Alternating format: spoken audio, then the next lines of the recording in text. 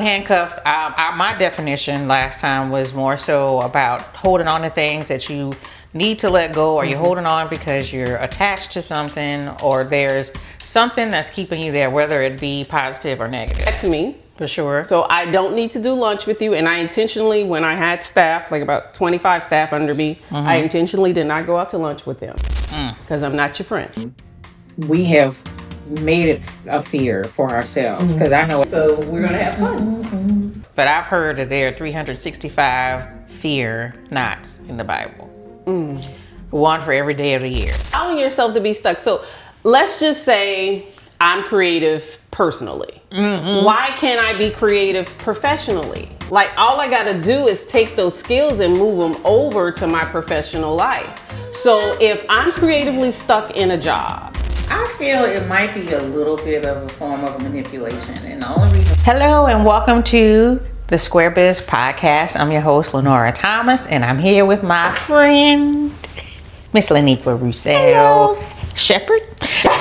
Forgot to forget the last name. So we're so glad you're here with us today. So we are going to continue our conversation on the Golden Handcuff. First off, I want to say thank you all so much for tuning into our first episode. We got some really good feedback, and I'm really glad that y'all found the topic engaging, interesting, relative to what you go through in your day-to-day life within business and just in general. Well, we continue our conversation today and just go into some more of the same. And hopefully you find the information still as interesting as the first part. So we're going to start with our questions again. Oh, well, first we got to let Miss Laniqua say something. You want to say something, Miss Laniqua? I'm just here to support Lenore and her podcast, and I'm really excited that she's interviewing me again. So we're gonna have fun.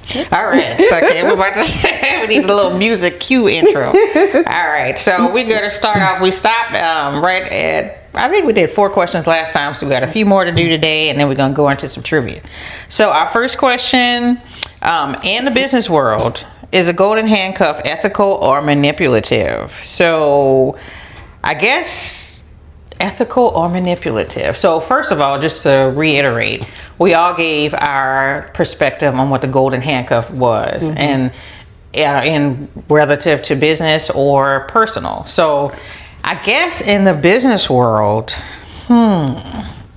the golden handcuff, my definition last time was more so about holding on to things that you need to let go, or you're holding on because you're attached to something, or there's something that's keeping you there, whether it be positive or negative.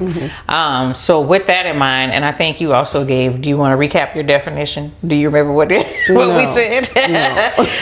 I don't remember. But in essence, I mean, I think that would kind of cover for the most part. You know, last time I had a prop with the handcuffs, but at times we tend to be attached, get attached to things that we may not need to be as attached to, or the motivation for why we're attached. You may need to examine that. Right. So specifically for this question, in the business world, is a golden handcuff ethical or manipulative? So I guess I'm gonna let you start and say what you think. In the business world, I've had a handcuff offered to me. I don't think it's unethical. I think whatever's being offered is not unethical. Manipulative, it just depends. Like, for example, if at several of the companies I worked at, if you were kind of a threat to leave, then they would give you what they call a stay bonus, right? So in a way that's kind of manipulative, because I'm trying to encourage you to stay even though you may not want to. And even if you try to leave, they may say, you know what, we really want that person in there, their background and their knowledge, and we can't afford to let them go to a competitor. True. So then they would give you what they call as a stay bonus. But most of the time it doesn't work, because if you're ready to go, you're ready to go. True. Right? But in that way of thinking about manipulation, it's just really trying to encourage the person to stay so the knowledge could stay there as well. So I don't think anything in the business world that someone offers you that I've seen was unethical. And manipulative to me is kind of teetering it a bit too, because I mean, if I accept it, I don't think it was manipulative, because I think it probably is what I wanted, and I wanted to stay, and you encouraged me to stay. True. So just from my experience, it's fine. Like, whatever you offer the person to stay, I think it's more of an encouragement, or even to say, I value you this much. So sometimes it's very encouraging. It makes you feel really good that someone values you, to want you to stay and pay you something extra. I get that. I feel it might be a little bit of a form of manipulation, and the only reason why I think there's positive manipulation in my regard, but I also feel as if, in your example, if I guess if they wanted you to stay, they would offer those things up front. If there was something specific, like, I guess it depends on the situation. Just say you were wanting more money, or you wanted a path to advancement, and then that wasn't being offered to you. And then, I'm thinking I might give my 2-week notice. Oh, well, let me give you XYZ. Did you not consider me worthy prior to that being offered?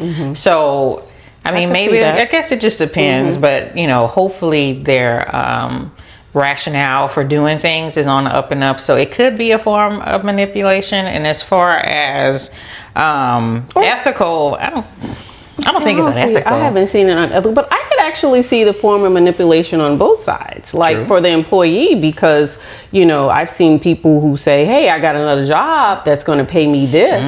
If you want to match that, I think that's manipulation too. That is. So I think I see it on both sides from my experience. But like, no, you did say, like you said, using that form of manipulation, like right after COVID, when everybody was trying to reassimilate and figure out if they're going to have employees come back to work. It was almost like, what do you call it? A buyer's market when you're talking about real estate, and seller's market.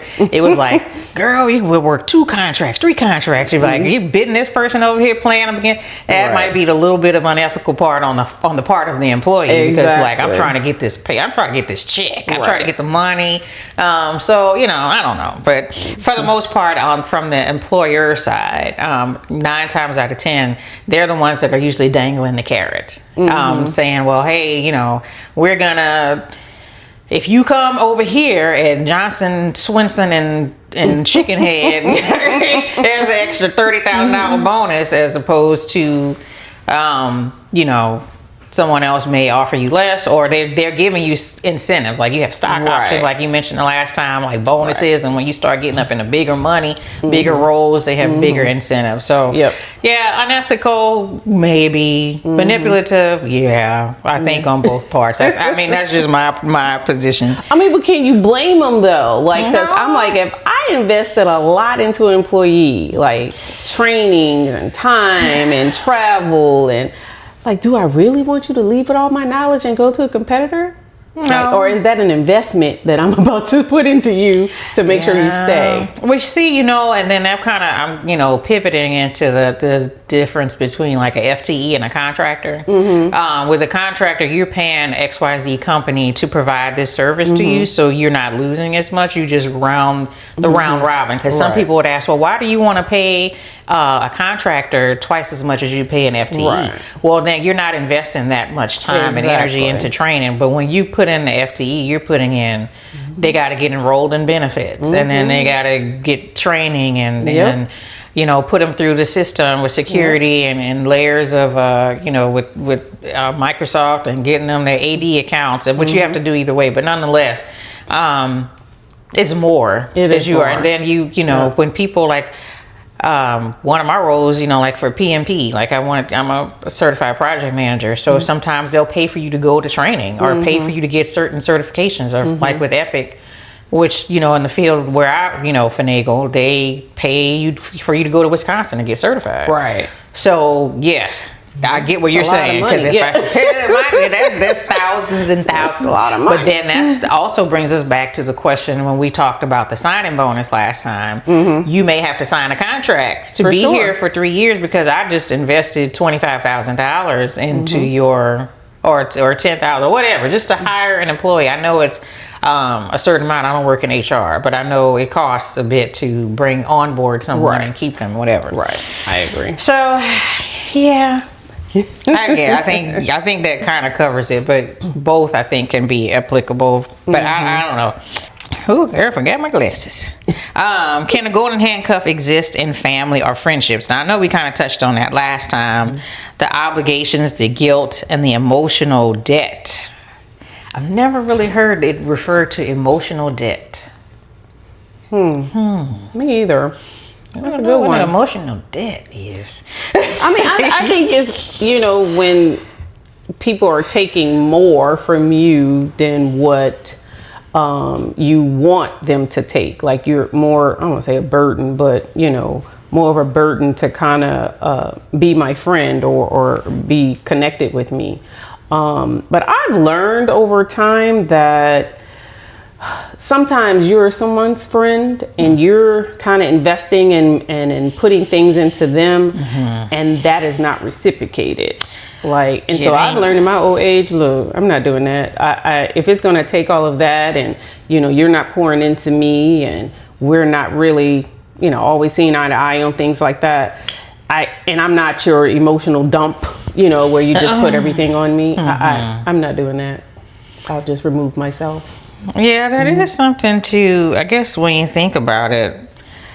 Family or friendships. So, like you mentioned in friendships, I mean, there are times where it may present as more one-sided because there are people that I've invested in, put time in, years, not intentionally, but just for the most part, going through the ups and downs of the relationship, and I was always the person to just be the shoulder or the dumping ground or whatever.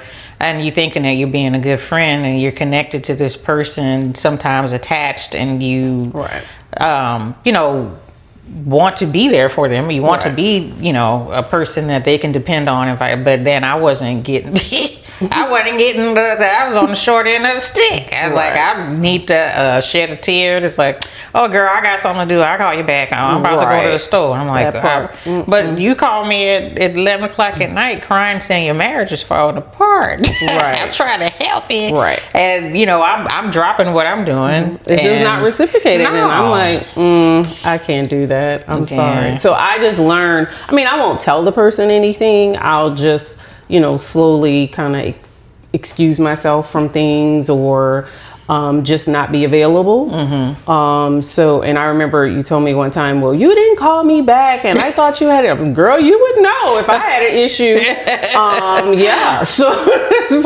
But you would know in the way that either I would say something in a certain way or definitely don't show up for something that you need or invited me to because I just don't think it's reciprocated. And that's okay. That's true. Throughout life, people change and situations change, and that's okay. Yeah. And it can become a handcuff as far as being attached to a situation or I'm trying to think. And family is an option. You can't pick your family. You can't. And they kind of, come with the package. And there are times where family is sometimes family can be outside of family. So sometimes those can be, the people that I think that God has put in your path to help you. And whereas sometimes your own blood may have, you just may not be as close, or they're just. I try to find the words for that because family, you got to be careful because family watching the thing. Yeah, but just be honest. We love family now, y'all. We love the family. We love the kids. I love my family. I do too. Everybody now. With that being said, like some people, if you're really negative and just a naysayer all the time, then I don't want to talk to you all the time. There's some people I love to talk to. People are people. Let them be who they are. For sure. Now, I may not come around as much. True. Right? But, and here's another thing I think about, because just because you know me doesn't mean that I need to give you a front seat in my life. I know that's the truth. Like, you don't add value to me in any way, or I may not be adding value to you because of my life circumstances. But I hate that, just because you know me, then I'm supposed to do something because you're my family, or even if you're a close friend, because you're my family, or even a child. Now, that doesn't mean that, if I pass away, that I'm going to leave you everything just because you know me. Yeah, true. No. Yeah, well, specifically that first sentence, I don't know if I was talking to you or who I was talking to. Might have been one of my other friends, but I was like, when I started making decisions, like, with social media, and I was like, I had my status to public, and I had it to, people that I knew. Yep. And then, you start to, social media is almost like living with people, because everything is going on. And then it's like, I don't know if I want everybody to have a front row seat to what's going on in my life, because they sometimes don't even say anything, for months and years, and not intentionally. People have lives, families, and everything else, so you're not expecting people to be running buddies. But then, you just start to assess, and as you get older, you start to see, who's really down for you, and who isn't. And again, it's okay. Even your family. I want to know. Listen, I want to know if you don't like Lenora. That is okay. I'd rather know up front than to be skinning and grinning and thinking that we good, and you grinning with me, and you're like. When she leave, and it's like, I don't know, let's go on. And as you get older, they don't even have to tell you. You can feel the energy. You could walk in the room and people just start like, hey, you could grin all you want to, but your spirit speaks louder. It does. Than any vocal. Yeah, for sure. With family, and with brothers and sisters. Aunts, uncles, cousins, mom, dad, whatever. At the end of the day, I think there's no mistake that those are the people that you were birthed into. Right. But like you said, even with I have a brother and a sister, we have different personalities. And we can get along to a certain extent, and then when that there's a part where it's like, oh well, we're about to get off the ramp of the interstate, and it's the wrong exit. We're like, we just stop talking about this and go on to something else out of maturity, But as kids, we should tear each other up. Like, what you you fight this stuff. Now that you're older, it's like, hopefully you're not fighting them now. You're still not fighting at this ripe old age, that we got some sense. All right, so let's go on to number 7. So how do you identify when an incentive becomes a restraint? So how can you, as in general, like, how do you know when the turning point is coming? Like, in other words, so an incentive becomes a restraint. Okay, so an incentive for me, like, I know when we talked about, the job, and they give you a different, monies or packages. Right. But when does that incentive keep you locked down? Or when, what other type of incentive can you think of? And just in general, when? Go ahead. Even though an incentive could be good, right? It depends on the point in your life you're in at that particular time, right? So if, like, say for example, if my job says today, look, we want to give you incentive, or we want to promote you to vice president or whatever. Well, at this point in my life, that won't necessarily work, just because I have a whole lot of stuff going on. Right. And you got to be careful that people don't put you in a position that you're not anointed for yet. True. All right. You're not going to set me up to fail or to look crazy. So I just think that even though you're offered an incentive or something good, you really do need to pray about it first. Yeah, like, if you don't feel the peace with that decision, and I don't care if they're offering you the world, because I've seen it where people are not qualified or not anointed for a position, and they get put in that position, and then they get dragged. All right, and you can't do it, and everyone's talking negative about you or whatever. You shouldn't do that to yourself. And you should know that you can't do that. You should know, but then, like, if you've been waiting for, like, that song, I'm bringing up Coldplay. I don't know, the opportunity of a lifetime, chance of a lifetime, but when it's like you have one shot, well, it's the first shot. Somebody say, okay, Lenora, I'm going to put you as VP of operations. Right. And I was like, VP of operations? And the max in my career has been project manager. Right. There's a whole nother level of management technique that I may need to know. Right. But I'm also thinking, they saw something in me to give me that opportunity. So maybe I might not get it right in the beginning, but then you got to be careful because they be looking to they'll give you something and saying, oh, we'll have patience. And then the first time you mess something up, they'll be like, girl, she just dumb as a boxer. She can't do nothing. Exactly. And it's like, we should have never gave her a chance. And then the people come in, we feel that. I feel it as a woman, that pressure. And then as a woman of color, you don't want the other people that's trying to come behind you and they be like, see, the last time we gave her a chance, it didn't go right, so I get what you're saying. And then I also just like, man, just the opportunity is kind of hard to pass up. You do have to pray about it. You do have to seek the Lord because you may not know. Yeah. But I ain't gonna lie, sometimes I be like, shoot, I think I learned on the job. Maybe I figured this out some kind of way, because how can I pass up? Here's the thing, because let's just say, your project management level, in our world, we know that that's more of kind of set project, if you will. It could be smaller, it could be national, whatever, but it's a set project. Now, if you were like a president or a VP or somebody offers you that and you were a project manager, I'm not saying you shouldn't do it, but I'm also saying, you shouldn't do it. I'm also saying that there are some steps you missed. There are some things that you don't want to learn on the job, especially if it's a very high pressure, you got a lot on you. There's punitive things that could happen. And here, I hate when people do this, like, stop thinking about the title and just really think about the functions of the job if you could do it. So I remember someone offered me a job to say, hey, you could be a director too, and you'll be over, your coworkers now or whatever. And I said, well, why would I do that when right now I don't have any staff under me and I have less headache and I get paid about what that director two would get paid. So why would I want to do that? And add the so extra. The pressure at a VP or a president level is unbelievable. So do you want to take that on at that point in your life, whatever you have going on?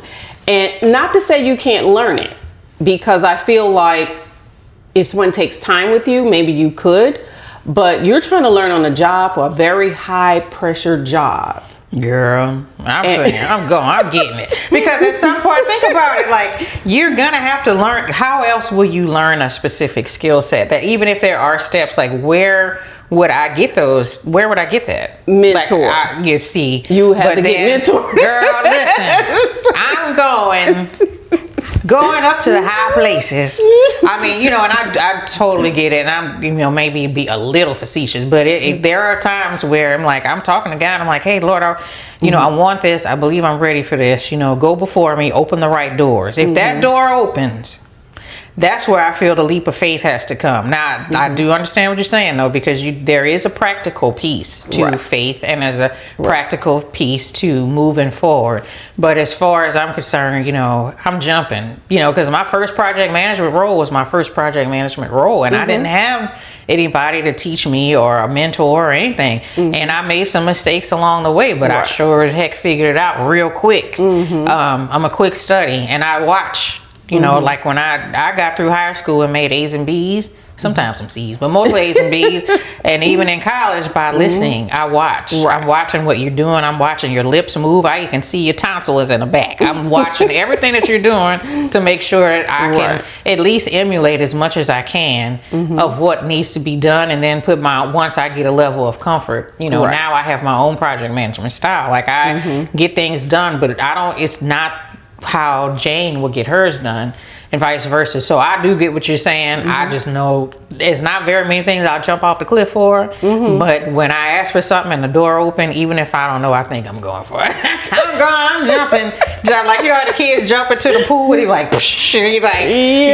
need the little floaties or something. I'm gonna try my best, especially because knowing where my position is and kind of where the other leaders in our company, not to say that I can't do it right now. I just know that there are some other steps. Like if someone offered me to be a president of a particular state right now, no, I'm not doing that.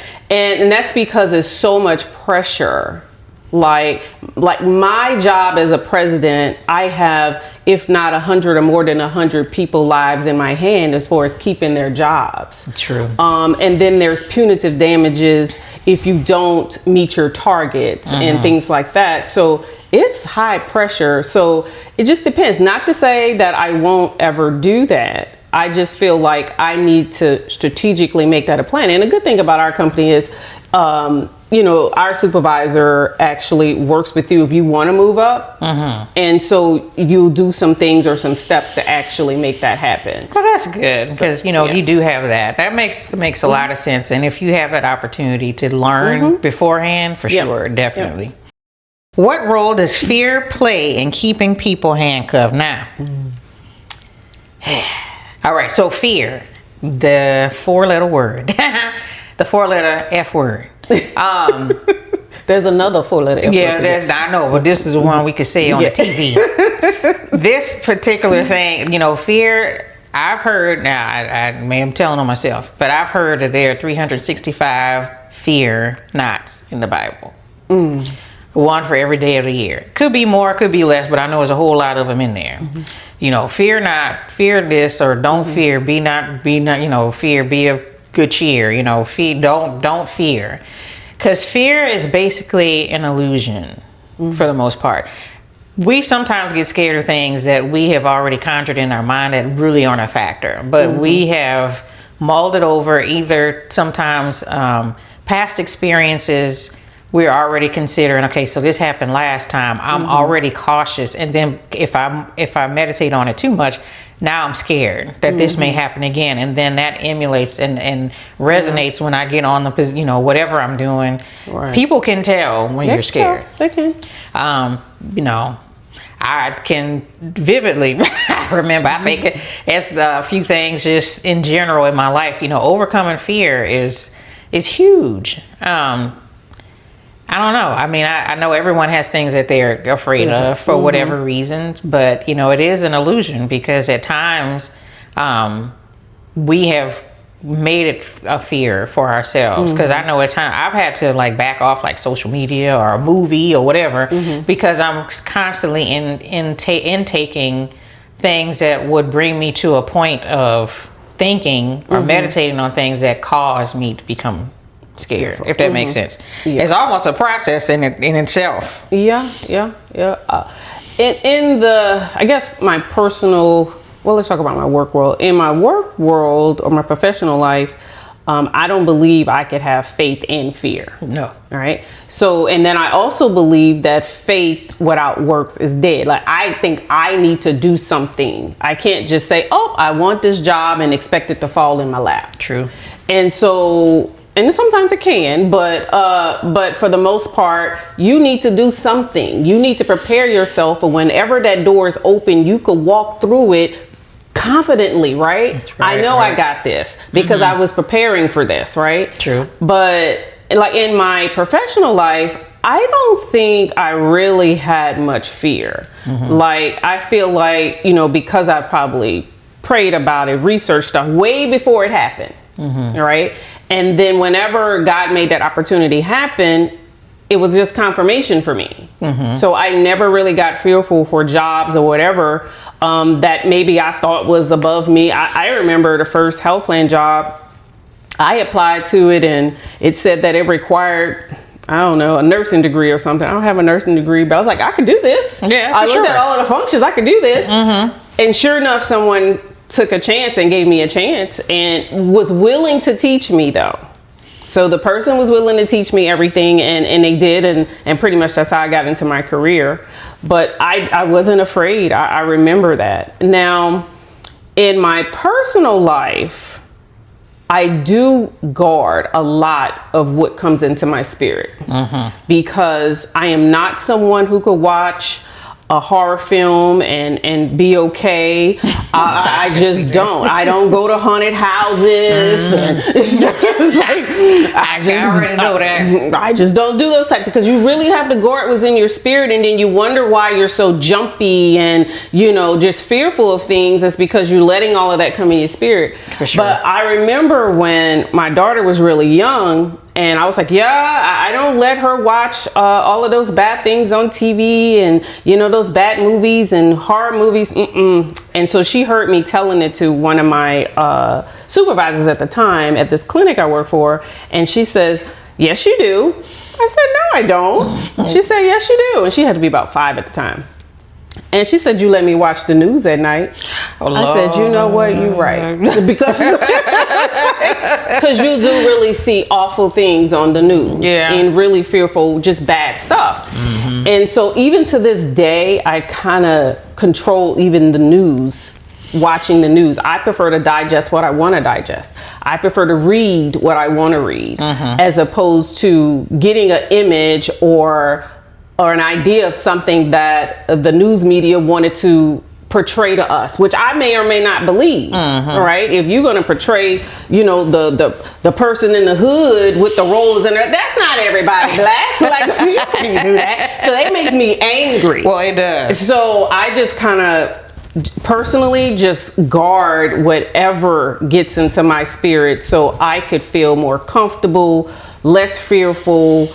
Not to say I don't get stress or anxiety, because even when I speak, sometimes in front of people, I still have anxiety or a little bit of stress, but I think that's normal. I do but too. Not when you start adding all of this bad stuff in the spirit and all these bad things happen in the world. And if I don't put that in my spirit and I just fill it with good stuff, then I think, you feel better. For sure. Because, So, your perspective and your projection of life is different, because even with people talk about the echo chamber. Like if you're constantly tuned into a certain channel or politics or whatever, even if you like with reality TV, because me and my son was arguing about that the other day. Well, actually today, a few hours ago, he's like, we were watching, I don't know if it was some morning talk show. It might have been the Breakfast Club, something. I'm not sure which one it was. But I was like, Jay, men are, we totally off topic, but not really. We were just talking about how men and women, how they process stuff, and he was like, I was like, men are messy, Jay. You're messy, because what he just said was really messy. He was like, Mom, you're delusional.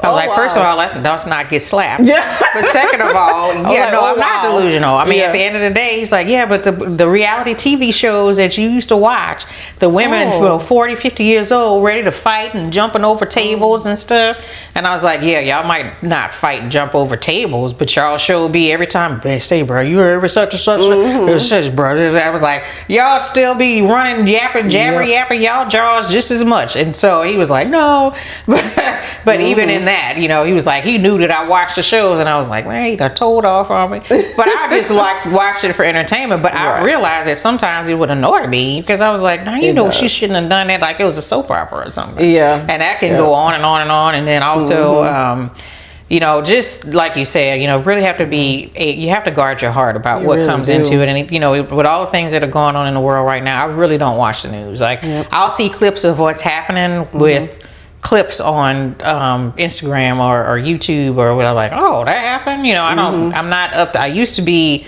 more so on point. Oh, it happened at 10:05 and I knew about it at 10:15. They might be 24 hours if I catch it on a news cycle. So very much so having to be, very cognizant of what you decide to put in your spirit by either means of TV, social media, radio, even music.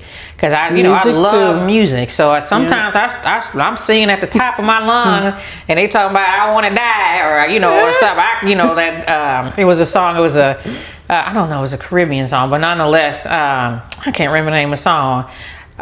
You got me suicidal, suicide. And I was like, who's committing suicide? Well, nobody's died. But you know what I'm saying? After a while, if you keep repeating certain things, and it's like after a while you feel like, oh man, you can't have no fun. But you just have to really be mindful, about how much you allow into your mind and in your heart and your spirit. So now we're gonna get into the trivia questions. So we're just gonna cover a couple more, because I think we've I saw one that I really liked. Okay. And I think, let me see.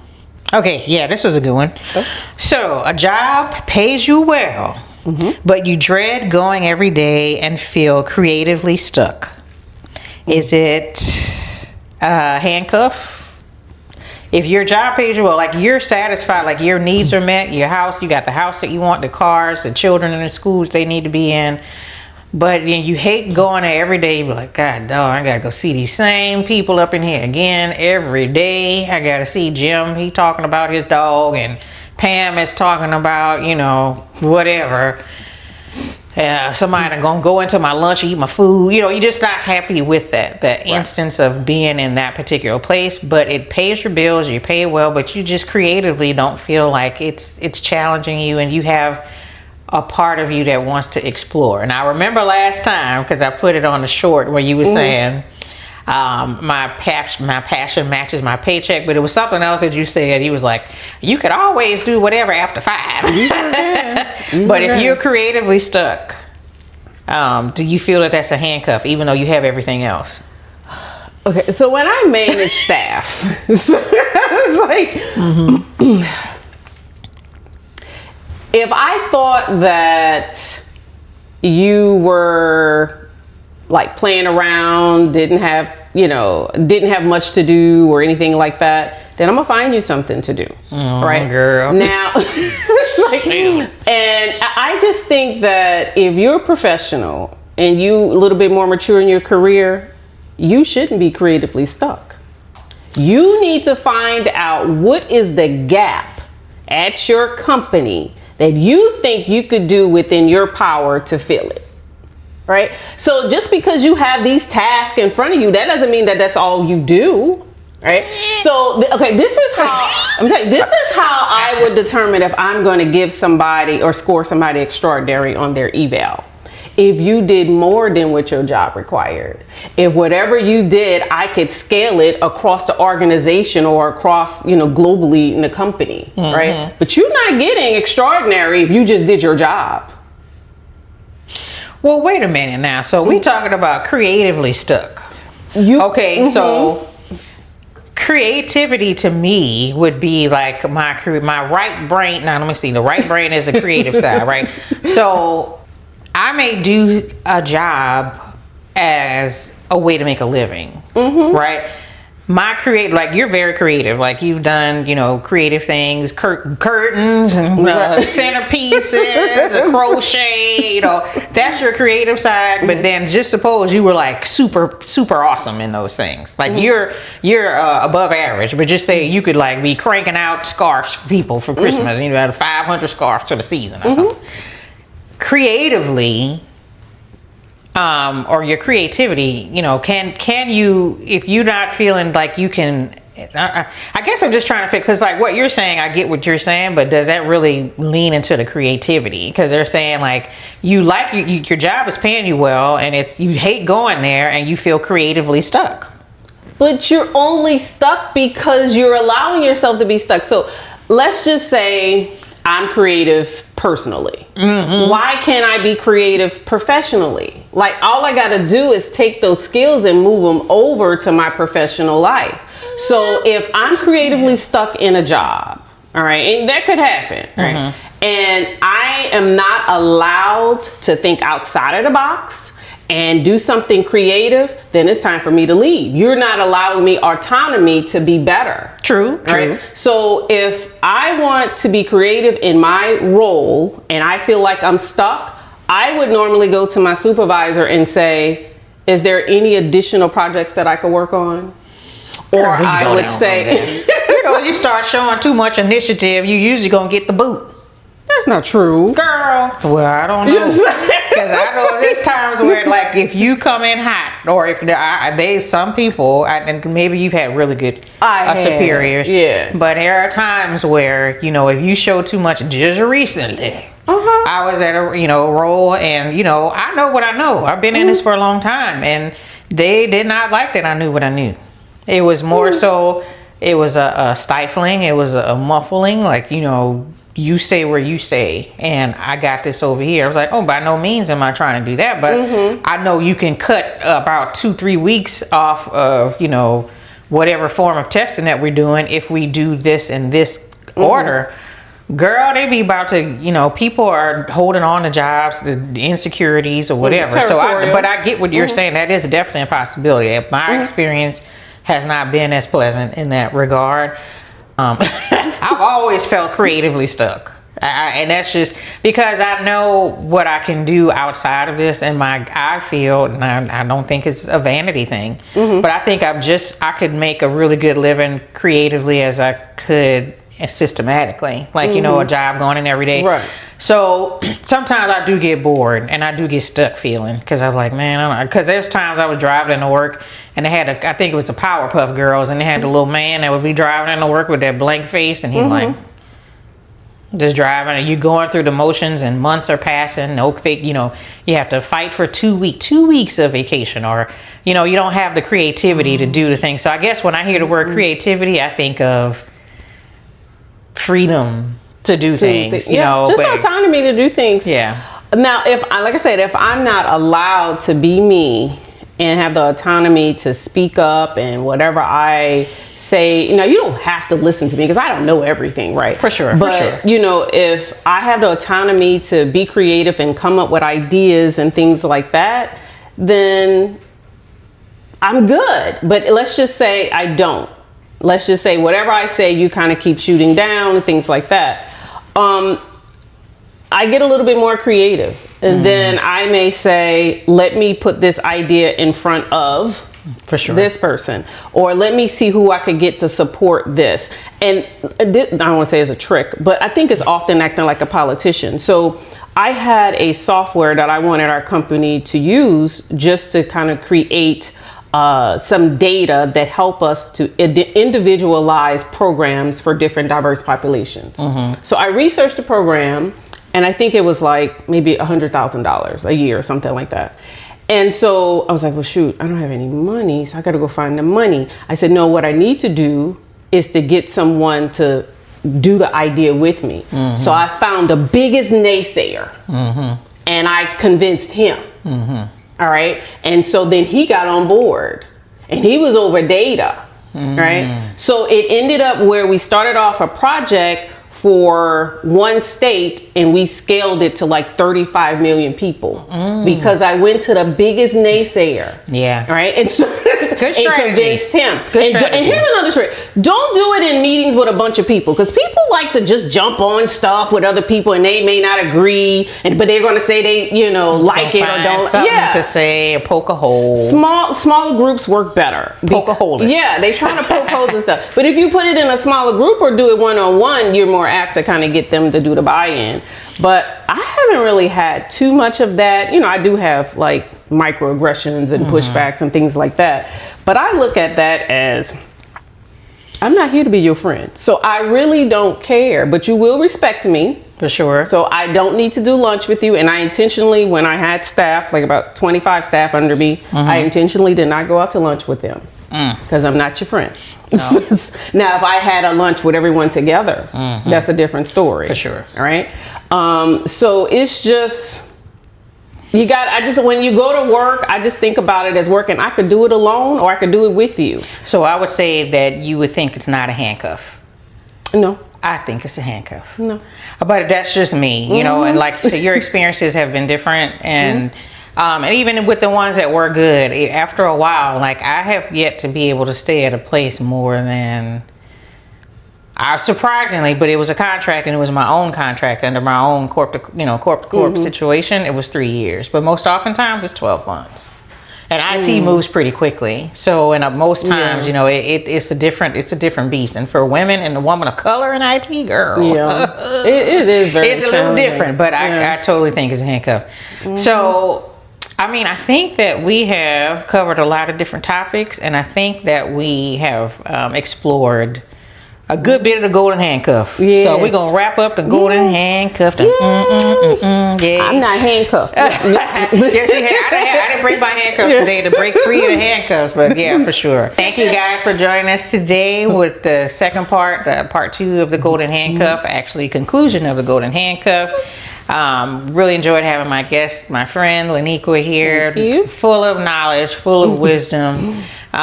Really looking forward to our next episode. We're going to be moving into the Journey series. Okay. We'll be having quite a few guests quite a few interesting things, some heavy hitters, and then we're going to get into some chalkboard situations because we're going to start talking about the nuts and bolts of business. We're going to be talking about crypto. We're going to be talking about investments. We're going to be moving in all types of directions, and we hope you stay and come along with this ride, on this ride with me. Thank you, and have a wonderful day. Deuces.